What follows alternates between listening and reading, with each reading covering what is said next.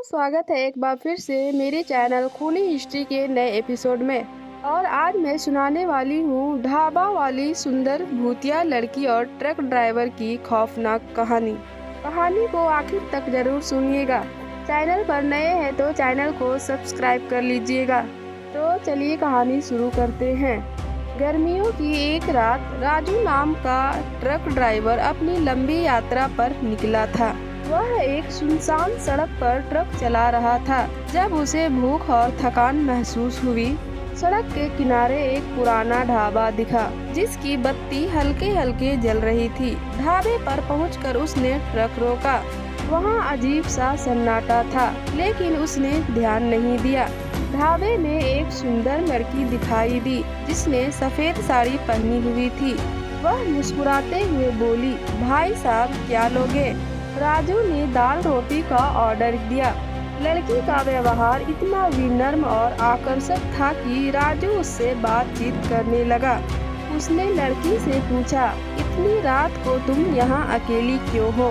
लड़की ने धीमी आवाज में कहा, यह ढाबा मेरे पिताजी का था, लेकिन अब मैं इसे संभालती हूँ। राजू खाना खाकर उठा और लड़की से उसका नाम पूछा। उसने मुस्कुराते हुए कहा, मेरा नाम रूहानी है।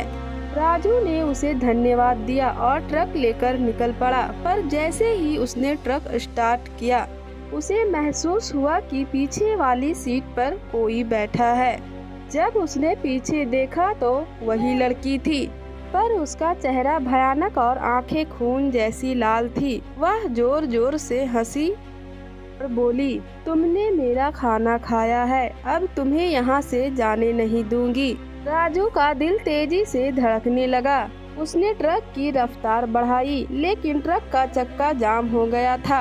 अचानक लड़की ने चिल्लाते हुए कहा, यह ढाबा तुम्हारी मौत की जगह बन जाएगी। डर के मारे राजू ने हनुमान चालीसा पढ़ना शुरू कर दिया।